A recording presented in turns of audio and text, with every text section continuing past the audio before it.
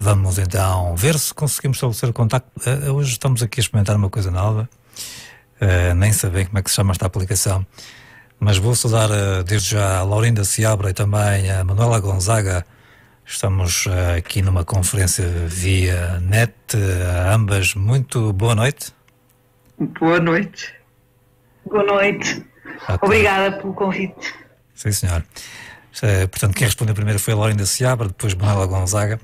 Eu gostaria que fizessem uma breve auto-apresentação. A Laurinda já não é a primeira vez, a Manuela sim. Para quem não vos conhece, quem é a Manuela, quem é a Laurinda?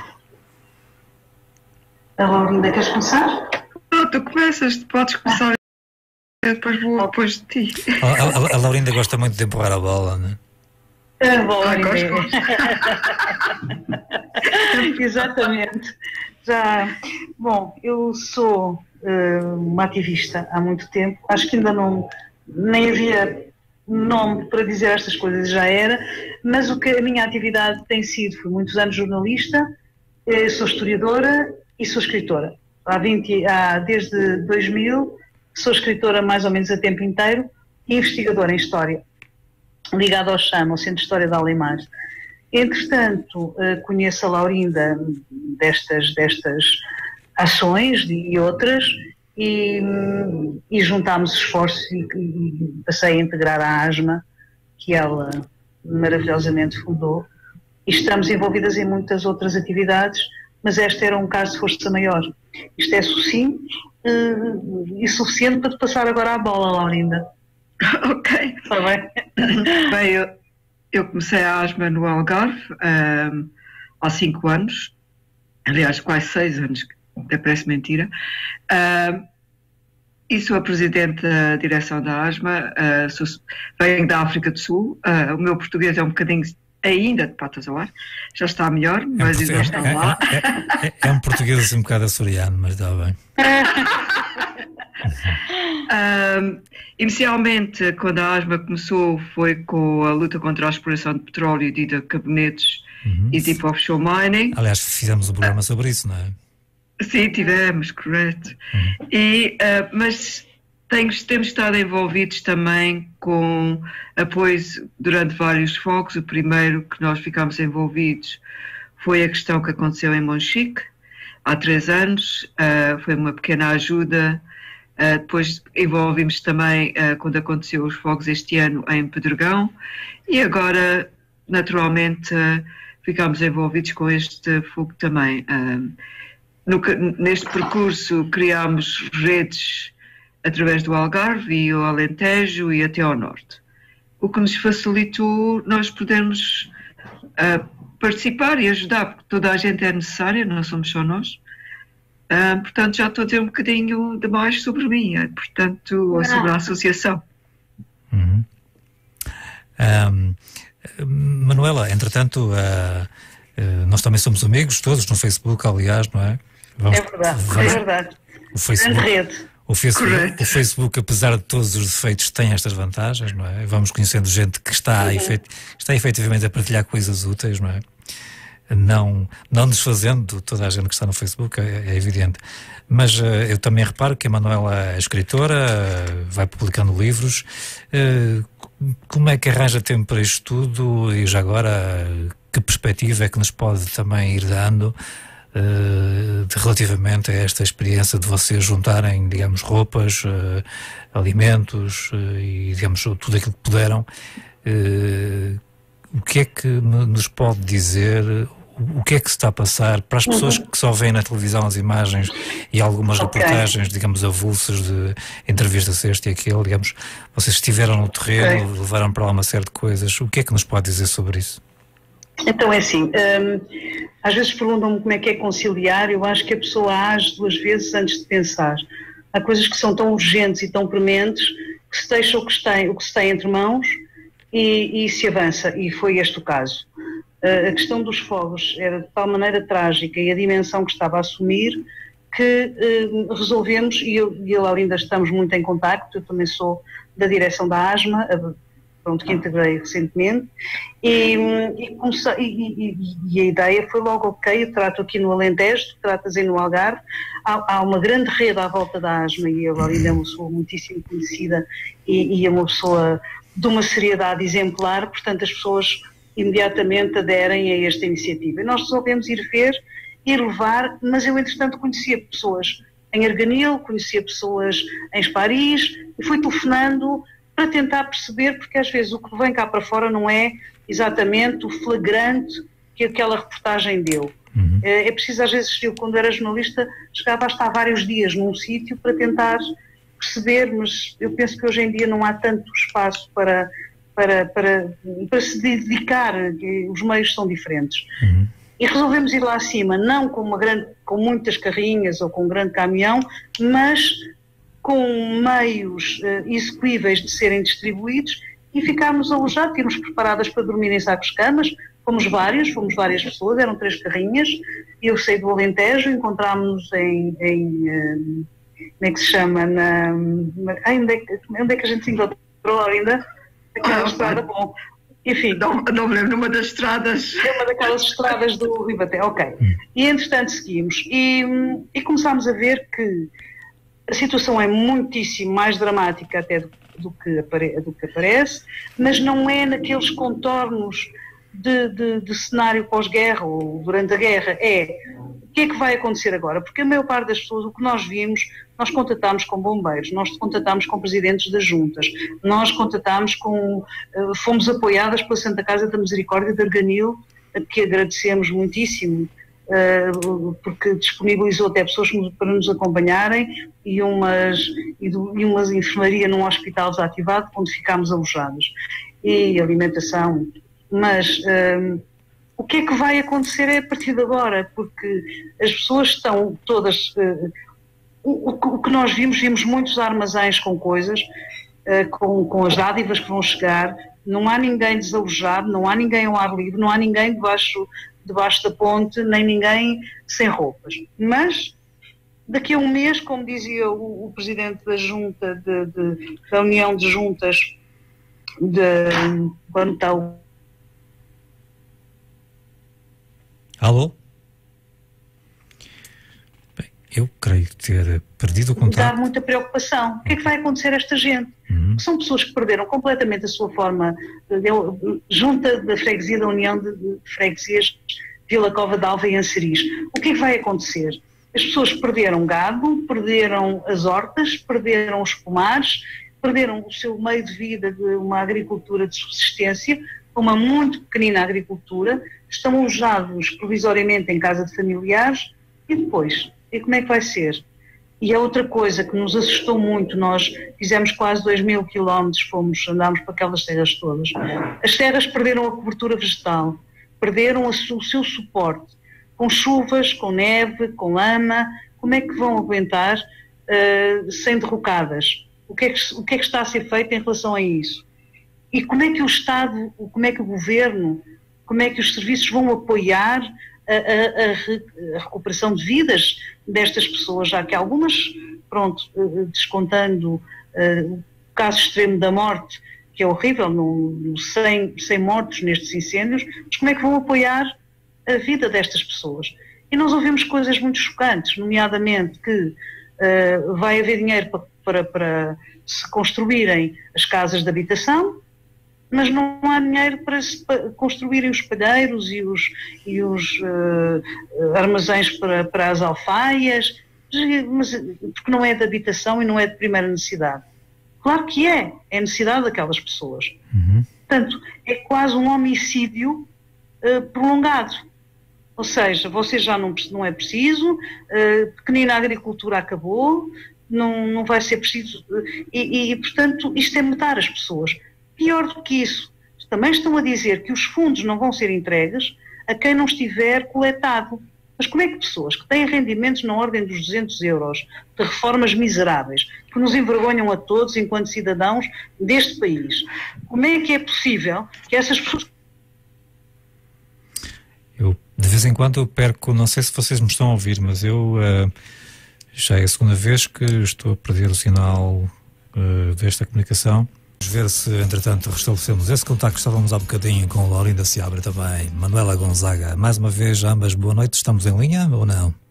Boa noite. Boa noite, estamos. A conversa ficou interrompida. A Manuela estava a falar sobre a situação, portanto, que estavam aí, que os porquês, portanto, como é que vai ser, digamos, o futuro de toda esta gente, não é? Não sei se podemos continuar esse raciocínio, Manuel. Sim,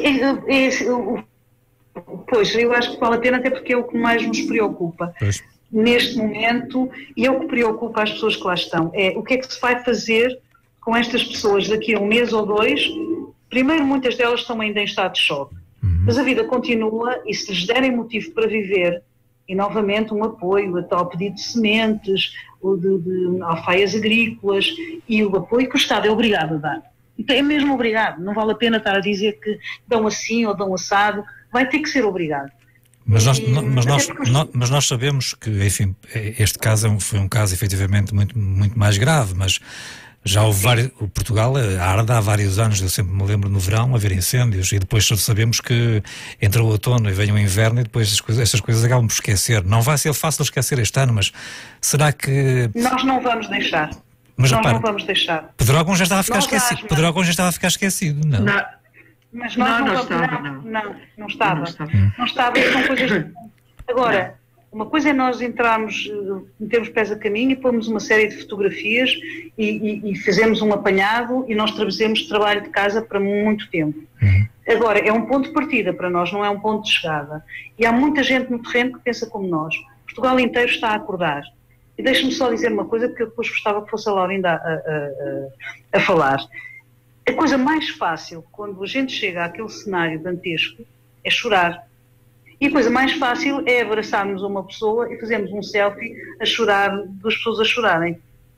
Portanto, esta história dos políticos, que ainda por cima foram muito coniventes com a situação, tal como ela está, irem fazer selfies para a desgraça e publicarem em tabloides aquela imagem queridinha de que nós comovemos e até somos sensíveis, não diz absolutamente nada.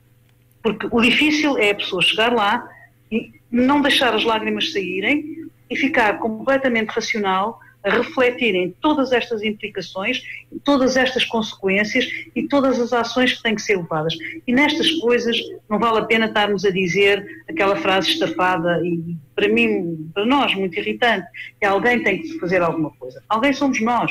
Todos nós somos alguém. E isto tem que ser um despertar de consciências. E de uma vez por todas, nós temos que atirar a infantilização, a toalhinha ou o nó daqueles paninhos que as crianças usam para se confortarem. Temos que atirar ao chão e percebemos que somos pessoas crescidas e vamos todos. E não é um, nem é outro, nem há cá heróis nem heroínas, somos toda a gente. E aquele pedaço é nosso, é país nosso. Aliás, o mundo é nosso. É o único sítio que temos para viver, não há planeta B. Portanto, temos que ser todos ativistas neste sentido, uns de uma forma, outros de outra. E a Laurinda agora vai falar, vai mesmo, eu estou um bocado concorda, mas o que isto aconteceu, por exemplo, aqui no Alentejo, houve um grupo de pessoas que se juntou para arranjar roupas e coisas para se levar lá para cima, quando perceberam que não era preciso, porque há muita roupa, há muitas coisas lá em cima, agora é preciso sementes e alfaias, começaram um movimento de cidadania aqui, em Reguengos, de pessoa que eu conheço, uma amiga, Maria Vitória Duarte, e contagiou uma data de pessoas. Portanto, isto está a ser altamente contagioso. Nesse aspecto, a intervenção, o apoio, a solidariedade. E agora eu passava a palavra a vocês, a António e a Laurinda. Laurinda, que me diz? Que me diz, Laurinda? Bem, sim, é verdade. Eu olho, por exemplo, nos últimos 5 anos, quando começámos com a associação, 6 anos, tem havido uma grande movimentação da cidadania ativa. Portanto, uma das coisas que nós temos estado a promover como associação é a criação de movimentos independentes nas comunidades. Porque nós acreditamos, são as pessoas que estão na comunidade, nas várias áreas, é que podem se mobilizar. Nós não podemos, nós não conhecemos todas as áreas, portanto, as pessoas precisam de arregaçar as mangas e, em vez de estarem no café a falar, unirem-se e começar a fazer ações e a começar a colaborar umas com as outras, com os vários grupos. Quando há coisas em comum, há tanta coisa para proteger. E não é só a vida, é a vida, a natureza, os animais. Portanto, todos nós temos que arregaçar as mangas. Não é um à espera que algum vá fazer o trabalho e o trabalho que eu vou fazer é só dar um saquinho com meia dúzia de roupas. Não. É pegar e dizer, ok, hoje damos as roupas, mas o que é preciso mais? Qual é a situação? Agora, a situação que se está a criar, por exemplo, no Norte, e que nos preocupa muito, é, como a Manuela disse muito bem, o inverno está a começar agora, daqui a 2 semanas, vêm as chuvas, vai haver, como é que se diz em português? Água, rebocadas, vai haver essas situações todas, que vai criar outras situações. Se a gente pensa que o fogo foi uma ação crítica que a natureza ou a situação criou naquela área, eu penso que o que vai acontecer daqui a 1 mês, 2 meses, vai ser 100% mais difícil e mais perigoso do que nós temos neste momento. Portanto, as pessoas têm que compreender que esta ação não pode parar. E nós não vamos deixar parar. Aliás, houve pessoas que quando viram a mim e a Manuela lá em cima da asma, foi uma questão de perguntar, my goodness, o que é que estas estão aqui a fazer? A asma aqui em cima. Porque não estavam à espera de nos verem lá fisicamente nós próprios. Mas a única maneira de nós avaliarmos a situação é ir ao terreno. É ir ao terreno, é falar com pessoas, é ouvir e ver com olhos de ver. Mas ver com olhos de ver não só a situação agora, mas os riscos que estão em frente. Porque ninguém está a falar dos riscos que estão para vir. E há riscos que estão para vir. Que riscos é que são esses? Há vários. Por exemplo, vai haver os riscos com as chuvas, por exemplo, vai haver inundações. Nós estamos à espera que algumas das aldeias vão ficar cortadas. Vai haver estradas cortadas, vai haver outra situação, vai haver água contaminada, vai haver riscos, por exemplo, de doenças derivado da contaminação da água e da terra por animais, como é que se diz, animais mortos carbonizados que não foram levantados a tempo. Portanto, há vários riscos que nos está a espreitar e nós não vimos muita ação da parte do governo sobre esses riscos. Está tudo muito caladinho. Também não vimos a tropa lá em cima, não vimos o suficiente. Há tanta gente, desculpa lá, vamos dizer, há tanta tropa que nós estamos a pagar os salários. Porquê é que eles não estão no terreno? Porquê é que há tantas pessoas que estão a trabalhar em vários departamentos? Porquê é que a gente não os põe lá? Tirar a malta do Parlamento e metê-los lá a trabalhar, isso fazia muito mais sentido de deixá-los no Parlamento a falar às vezes coisas sem sentido. Isso era uma boa, eu penso que isso era um bom estágio para os nossos deputados. Portanto, isso pôs a trabalhar só lá uma semana. Era a única coisa que era preciso. Não lhes fazia mal nenhum, não é? Não fazia mal nenhum. Agora, imagina, eles vão para lá uma semana a trabalhar, a ver as coisas como é, trabalhar no duro. Quando eles voltarem ao Parlamento, talvez vão pensar 2 vezes antes de passarem algumas das licenças. Outra coisa que nos preocupa é o fogo ainda não são 2 semanas. E já estão a plantar eucaliptos outra vez. Mas vocês viram a plantar? Vimos completamente. Infelizmente vimos. E vimos câmaras e as zonas dos eucaliptos, porque há de facto uma noção bem real de que esse petróleo verde é altamente incendiável. O petróleo verde era uma expressão que o ex-ministro Mira Amaral, de má memória, dizia que dali vinha a grande riqueza da nação. Também me lembro da ministra Assunção Cristas louvar muito esta iniciativa e liberalizar violentamente o plantio. Bem, é de tal maneira que nas bermas também nas próprias bermas há eucaliptos quase plantados em cima, aquela margem de segurança que se dá não existe aqui, nem é fiscalizável. O que é fiscalizável é que eles já têm, as plantações começaram já a isolá-las e a terem câmaras de vigilância e a dizer que o local, portanto, com um ar bem ameaçador, aquilo já começa a ter um ar de um pequeno Estado dentro do Estado e fala-se até em pequenos exércitos. Bom, isso não sei se serão, mas as pessoas estão com um mal-estar enorme e também soubemos que no rescaldo do incêndio ainda não estava completamente o fogo apagado, já havia pessoas que se diziam representantes das companhias de celulose a tentar comprar terras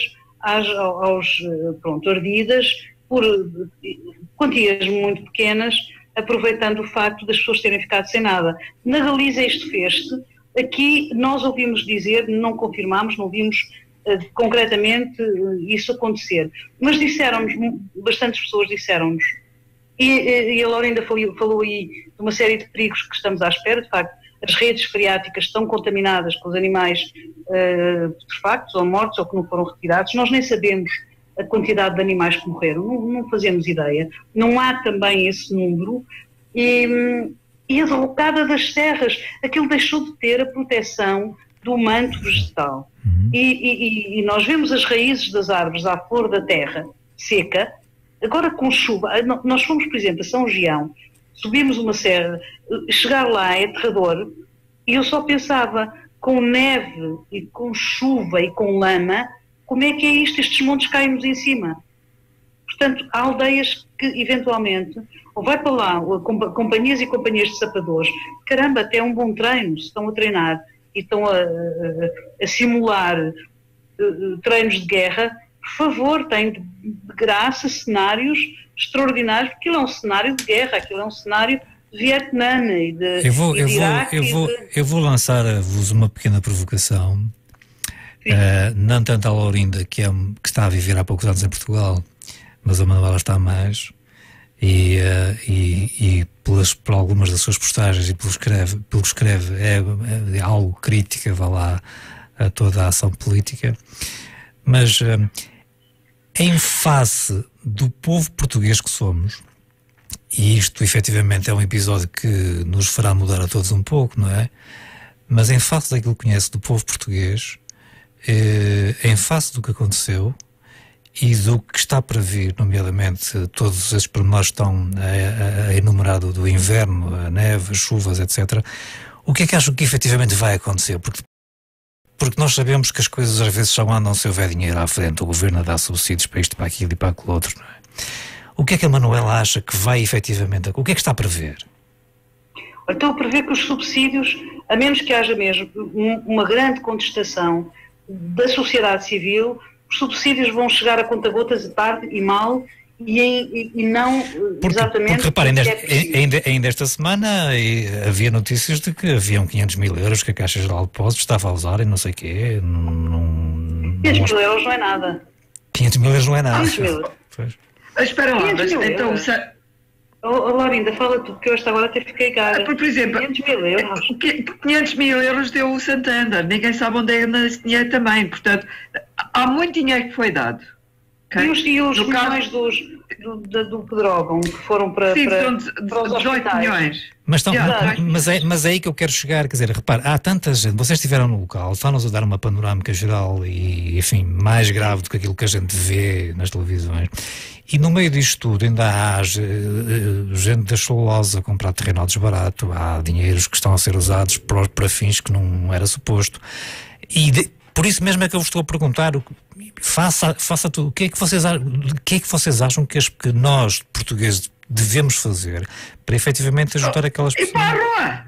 E para a rua! E para a frente do Parlamento. Ir para a frente do Parlamento e dizer àqueles deputados que estão lá sentados, 300 e tal deputados, pegar neles, metê-los nos caminhonetes, levá-los para lá e pô-los a trabalhar. Mas sabe que isso não vai acontecer, não é? Pois, exato. Nunca se sabe. Isso é uma miragem, dizemos isto então. Já me contentava em usar transportes públicos nas cidades onde trabalham para perceberem o que é o transporte público, em vez de estarem a pagar a não sei quantos gestores ordenados milionários, porque é em duplicado são gestores que estão lá nesta alternância de poder de PS-PSD em 40 anos, foram acumulando gestores e depois não os despedem porque nunca sabem quando é que voltam e quando é que, portanto, os lugares estão duplicados. Eu só gostava que essas pessoas fossem andar de metropolitano e de autocarro e de caminhoneta, que talvez aí melhorasse um bocadinho, mas de facto são parolos e toleirões e não saem dos seus gabinetes, porque se fossem menos parolos e menos toleirões, de facto tinham vergonha do trabalho que estão a fazer ser tão mal. Em relação a ir lá acima, eu meti-os em caminhonetes para ir ver e para passarem lá um dia ou dois. Não garanto que fossem trabalhar... Mas são os responsáveis máximos do Presidente da República, o Primeiro-Ministro, lá estiveram. Repare, isto... tiveram lá a tirar selfies. Pois. Desculpa lá. Deixa-me lá calar a boca que eu... Eu acho que o Presidente da República está atento e está a fazer um magistério de influência que eu acho... que eu louvo, porque tem sido mesmo que ele está a fazer. Um magistério de influência, começou a dizer que quer respostas rápidas, tem sido exigente e foi lá e esteve, e não lhe compete a ele também estar lá. Agora, o Sr. Primeiro-Ministro tem uma data de gente das várias áreas e dos vários ministérios que deviam estar lá e que deviam estar a refletir de outras formas. Agora, o que é que acontece, o que é que eu prevejo? Vão-se gastar muitas centenas de milhares a pagar relatórios, a pagar, que nós nunca vamos ver, a pagar pareceres, que nós nunca vamos ler. Aliás, normalmente até são chatos e mal escritos e incompetentes, mas pronto, mas são muito bem pagos e há aí uma série de sábios que não saem do sentido. E as pessoas que realmente percebem o que se passa não vão ser ouvidas. E eu começaria sempre por ouvir os bombeiros. Aliás, é uma coisa que se calhar o António não sabe, mas foi um episódio também de ativismo. Eu fui a candidata presidencial apoiada pelo PAN, quando o PAN ainda não tinha deputado na Assembleia. E eu sou quase do início do PAN, fiz uma série de trabalho de campo, na altura em que éramos meia dúzia com bandeiras na mão e nem os meus amigos percebiam o que é que eu estava a fazer, nem queriam também, às vezes não pediam muito tempo, mas nós precisávamos de uma voz que levasse para a agenda do Parlamento um outro calendário, uma outra agenda.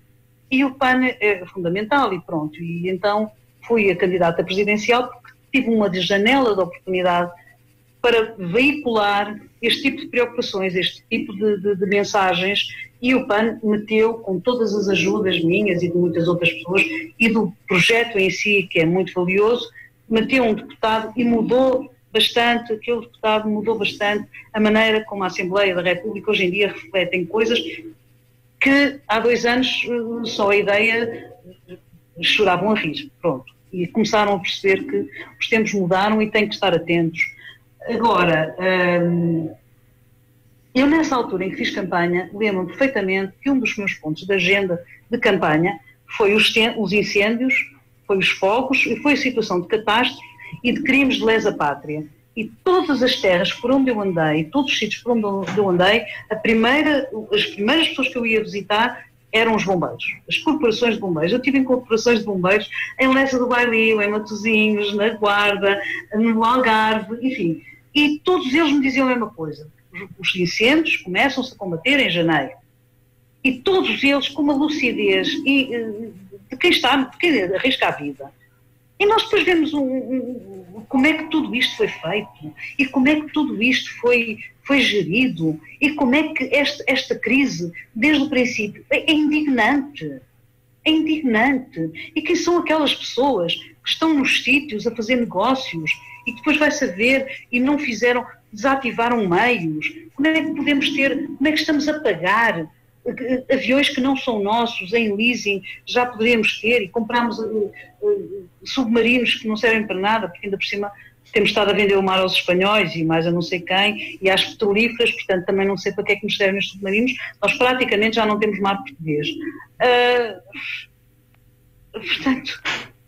Está tudo mal. Diga-me, não, está tudo muito mal. Está tudo muito mal. Os 40 anos de alternância política em que se foram sempre os mesmos, e agora és tu, e agora sou eu, e vamos combinar, e este medo que se meteu na cabeça das pessoas de ai meu Deus, se vêm os patrões e os comunistas, que é uma ignorância política. Não pode haver extremismos quando nós estamos na Europa. Nós somos europeus e temos regras europeias de viver. Portanto, não pode haver extremismos, nem à direita nem à esquerda.